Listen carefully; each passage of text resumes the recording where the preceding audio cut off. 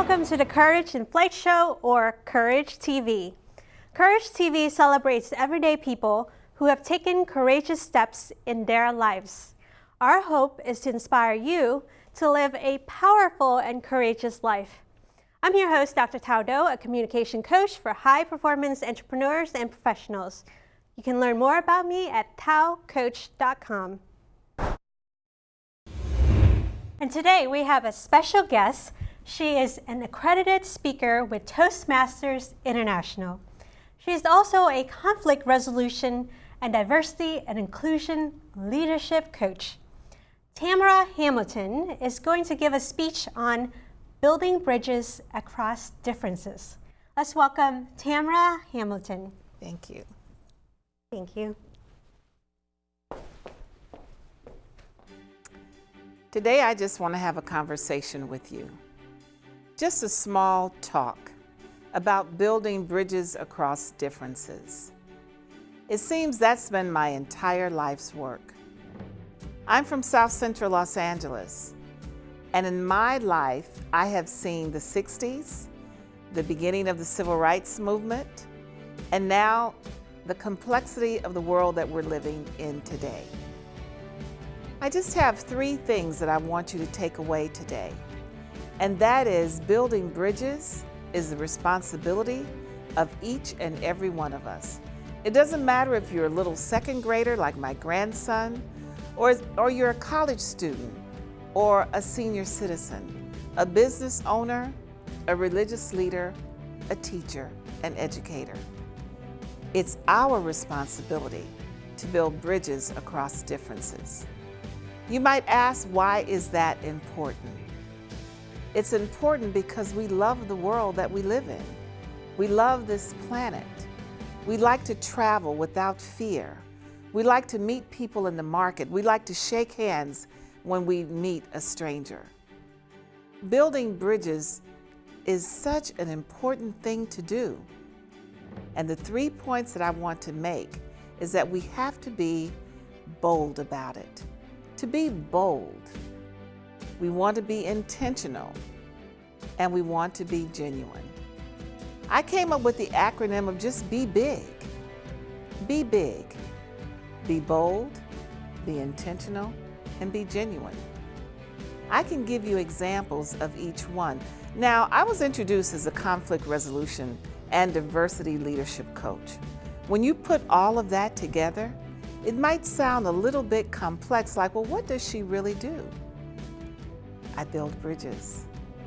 I help people to build bridges. I nurture the people who are trying to build bridges, whether it's in their communities, or in the workplace, or in the church. Let me give you some examples around building bridges. When I was a little girl, my family migrated from Montgomery, Alabama. Now, Montgomery has been in the news a lot lately, the state of Alabama. Well, that's where I was born. And when I came along, African Americans had a certain place they had to be under what we call then the Jim Crow era. When my father saw that my opportunities would be limited, he wanted to build a bridge from Alabama to Los Angeles. And so one night, they hatched a plan, or launched a plan, and we moved to Los Angeles, California. And that's where he encouraged me to build bridges even further. The bridges that my father wanted me to build were important because he said, you know, little girl, I want you to become a citizen of the world. A citizen of the world, that seemed really, really big. But then the opportunities that were put in my path made that possible. The boldness came in putting me in a school that was very diverse, even in 1970. 1967 is when I entered high school. And I entered Washington Preparatory High School, where there was lots of diversity. So I met the kids from Venice Beach. I met the kids from Beverly Hills. I met kids from everywhere. And together we built bridges in the 60s because the cities were burning. Even then we had racial turmoil. Well, while the cities were burning, a group of adults said, you students, get together. Go up here on this mountain, the Ottawa Mountains. to a special camp called Brotherhood Anytown. Spend a week building bridges to each other so that maybe you could build them to the world. That was a very bold move. And the intention was getting up every morning and saying, how can I make a new friend today? How can I meet someone along the way that I can help and at the same time can help me? So my intention always was, how can I get on a path to become that citizen of the world? The genuine part came from looking around my world, around my community of Watts, California, and trying to figure out, how can I make it better? It was so genuine to me because people came to help me. I was able to work in the Bobby Kennedy presidential campaign. Wow, that was a bridge, because here I am in South Central Los Angeles still having my sights set on becoming a citizen of the world. One thing my father taught me was that a dream without a plan is just a wish. So I had to make sure that I had a plan to build bridges, just like now. I went to Scripps College, I went to the University of Southern California and to Howard University. And each step along the way was another plank in that bridge. The bridges that I built for myself academically were around race relations, gender studies, class, power, resiliency. I became a college professor again so that I could help students build bridges to one another. And by the time I reach this season of my life, I find myself as a diversity and inclusion coach. I go into organizations who are trying to figure out, how can we have relationships in our workplace that are what? Bold, intentional, and genuine. We spend so much time at work that it's important for us to build bridges across differences. There are rewards there.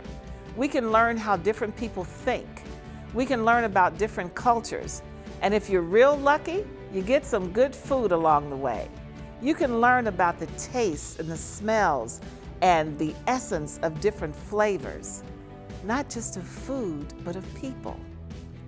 I enjoy the work that I do because as a diversity and leadership coach, I get to go into so many different places where people are hurting.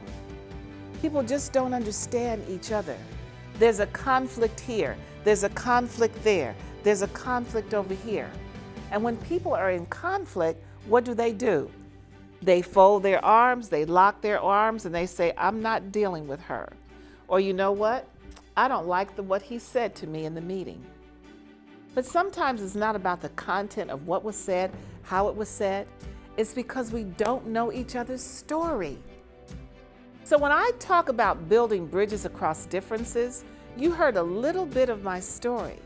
And I would ask you, what's your story? What is a unique story that you have to share with the world? What is a story that you could tell? And if people listen, they would have a fuller view of who you are.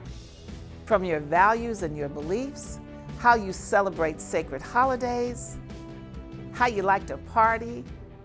So many things come when we tell our stories to one another. But to do that, we have to have those three things that I mentioned at the beginning. We have to be bold. What does bold mean? It means stepping up. How are you? What's your name? What lovely accent am I hearing? Knowing how to talk to people, that's the key. And I have now dedicated my life's work to building bridges across differences. I have traveled to Africa, Japan, Korea. I lived in Germany for 7 years so that I could understand, how does it feel to be an immigrant who doesn't know the language? I did that for 7 years because I was bold, I was intentional, and I was very genuine of trying to learn the culture and the history and the ambiance of the German people. What did I gain from that? Wie geht's? I learned a new language. I learned a new culture. I now have friends from all over the world. because I thought, how can I build a bridge to fulfill the dream that my father had for me, which is to become a citizen of the world. We are a global community. We're not a melting pot, we're a tossed salad of differences. And if we would just come to the table and lay it out for the world to see, we will find that building bridges across differences is not that hard. You just have to share your story. Once upon a time, everybody loves a story. I encourage all of you, think about what is your authentic story? How can you tell it in such a way that it will cause a bridge to be built between you and another person who's very different from you? You'll find that it is a rewarding experience. If you are just tuning in, I'm here with Tamara Hamilton. She is an accredited speaker with Toastmasters International and a diversity and inclusion coach. Thanks for joining us, Tamara. Thank you. I'm so glad to be here. Yeah. So Tamara, why is diversity and inclusion an important topic in today's society? It's everywhere. Even the smallest town, the biggest city, the little club, the Quilters Guild, anywhere you look, people are talking about diversity and inclusion. It's important because our world has gotten smaller with social media, with the ease of air travel, cruises. We can get to places in records amount of time. And people are moving into different countries, different communities, and we need to know each other. We need to know each other and we need to get along with each other. So diversity and inclusion, it's important for our survival, and for our growth and development as human beings. And you chose this as your profession, right? You're a diversity coach? I think it chose me. Yeah? I grew up during the civil rights movement. I grew up during the 60s. I was a Black Studies major. I started off being very curious after the Watts riots of 1965. Why did people have conflict, especially around differences? And it became an academics pursuit for me. And then I spent 20 years at the National Education Association. Wow. And they knew I had this skill and this academic expertise.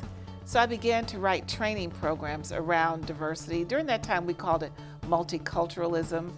I was on committees in high school around multiculturalism. I attended the first multicultural conference for high school students in 1968 at the University of Michigan, Ann Arbor. So it's been with me all my life. So I can't run from it. We just sort of met in the middle. In the last 10 years or so, I've been very active as a profession. Wow. And this is a topic that's really deeply important to you in your life. It is important to me. I have 3 sons. I have grandchildren. I have friends from all walks of life. And I'd like to think that the contribution that I'm making in the world is to foster greater understanding, to encourage people to travel to different lands. I went to Rwanda over the holidays with a very diverse group of students from George Mason. I'm going to Cambodia in December with another group of students from George Mason. And I spent my senior year in Ghana, West Africa. I lived in Germany for 7 years voluntarily, not associated with the military, but wanting to know what does it feel like to move to a new country, not know the language, and then be able to flourish in that country. So it's been an experience, an experiential way of living for me. Yeah, and you certainly walk the talk. Yes. Right? Yes. So let me ask you this. When you encounter someone who's different from you and you sense that there's conflict brewing, what is the strategy or the mindset on how to interact with that? Well, when I meet someone different, I'm always interested in your story. What's your story?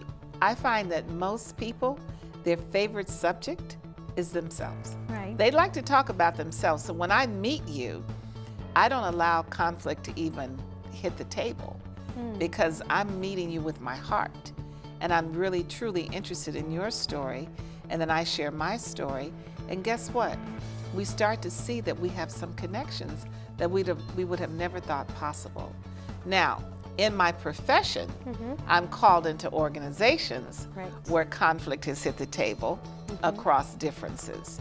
And that's where my personal life experience, my academic training, all of the certifications that I have acquired, whether it's in human relations or leadership coaching or organization development or communications, they all integrate in order for me to come up with a way to enter an organization and help the parties who are in conflict be able to have a civil conversation. They don't have to be friends in the end, but they need to know how to respect one another and how to communicate. Now, I make up that sometimes conflicts happen because of fear, right? They feel, people feel threatened because there's differences. And is that the case that you notice? I think right now in our country in particular, I can't really speak for other places, but I know where we're living right now, there are some people who fear differences. And sometimes the fear is based on myth.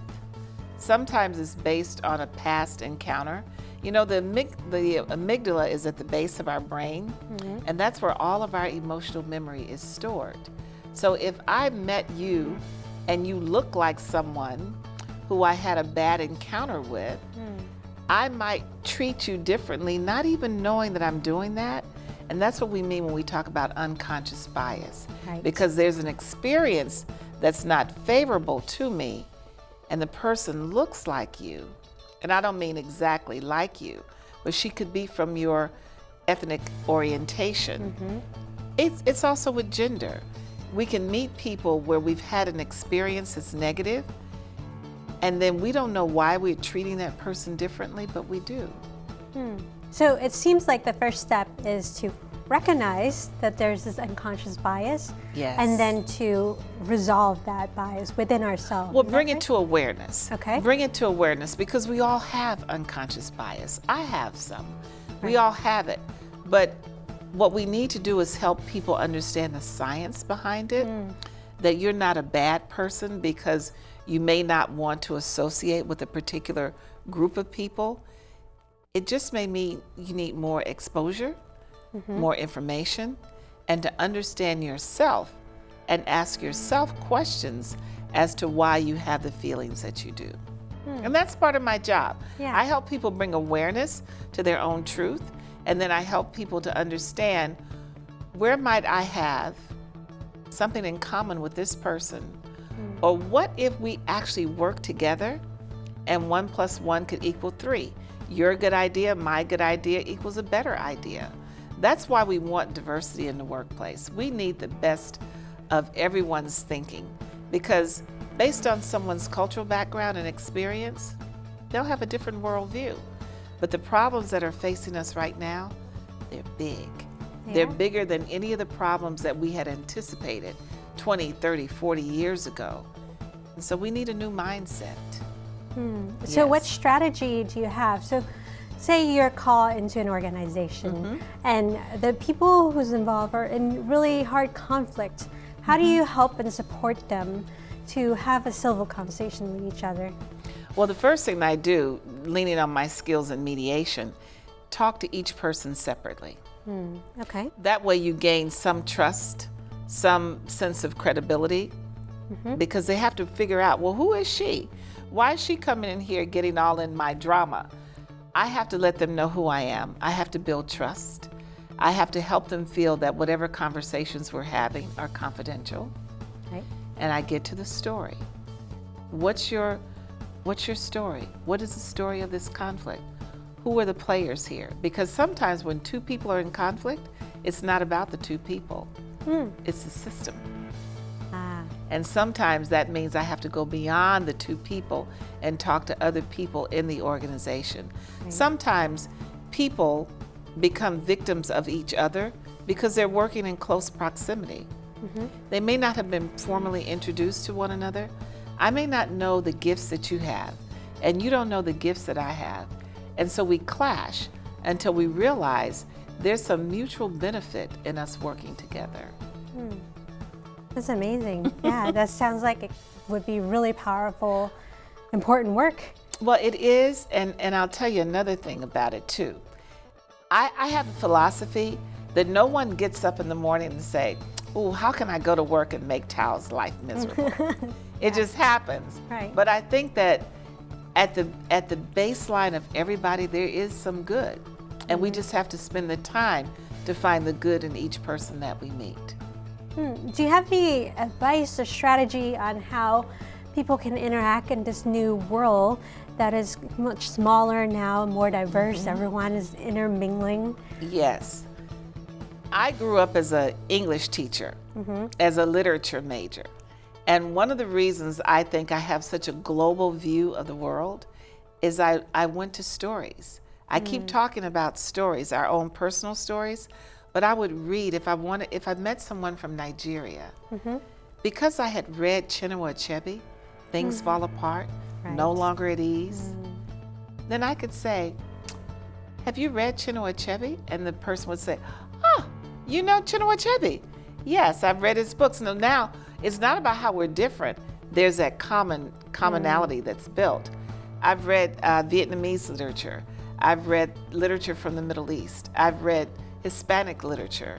I remember one day I was talking to someone from our southwest part of the United States, and I remember one of the required texts for one of the courses in the university when I was teaching at Occidental College was Bless Me Ultima. So when I said, "Have you read Bless Me Ultima?" it was like, yes.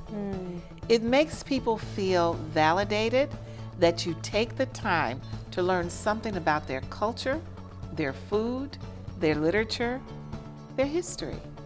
So when someone approaches me and they may say, "Well, have you read Invisible Man by Ralph Ellison?" I'm like, "Whoa, yeah, how do you know about Ralph Ellison?" "Oh, I read it in school." Now there's a place to start. Other times it might be around food or recipes, but the one unifier today is music. Right. So when we can, if I'm going to Cuba, which I hope to do, I'm going to study Cuban music and dance and history. If I'm going to France, I'm going to study music, dance, literature, culture. Yeah, so your strategy is to just get really immersed. Yes. Really yes, understand yes. all the world cultures so that That's whoever right. you meet, you can interact with them. Yes, because whenever I know I have an opportunity to travel, the first thing I'm doing is I'm going to the library.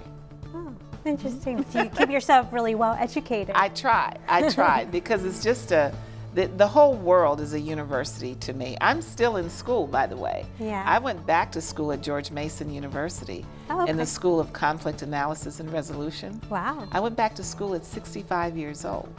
Wow. That Good way, for you. yes, You're that a lifelong learner. Yes, but also I could begin to speak the language of the millennials. Oh yes, we have a new lingo now. That is a generation that we need to pay attention to, because this generation of millennials, they are the most diverse demographic that we'll have, and they're going to be running the show one day. And another thing, babies who are 3 years old right now is the first tipping point that most of those babies are babies of color. So what does that tell you about our future? If you look at the millennials being the most diverse demographically, you look at babies now, 3-year-old babies who are in the world today and babies being born now, majority are babies of color, which means we have to understand our differences for the future prosperity of all. Yeah, and connect everyone together. Yes, so that everybody will have a chance to succeed. Now, as the world continue to move and change, there's going to be moments where some people are more comfortable than others. There's going to be fears that's come up. And how do you have any advice on how you can become courageous and overcome these fear and step bravely into the arena? Yes, I think the first thing is you have to name the fear. And if you can't name the fear, then lean on others who can help you, whether it's friends or family. But sometimes it's a diversity coach like me that you engage. And I do a lot of pro bono work. All of my work is not for a fee. I do pro bono work because I understand that what I'm doing is more than a profession.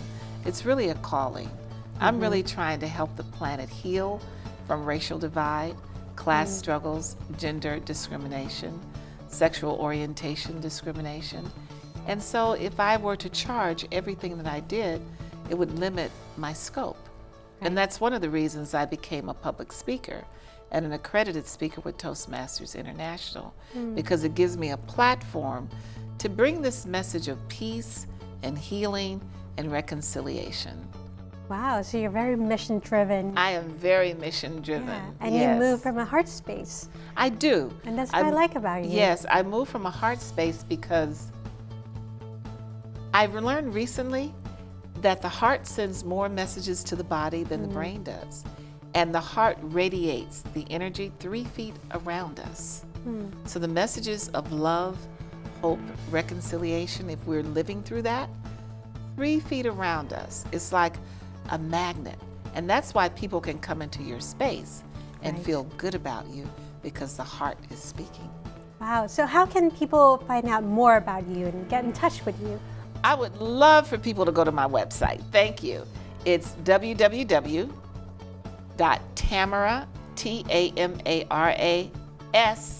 Hamilton.com.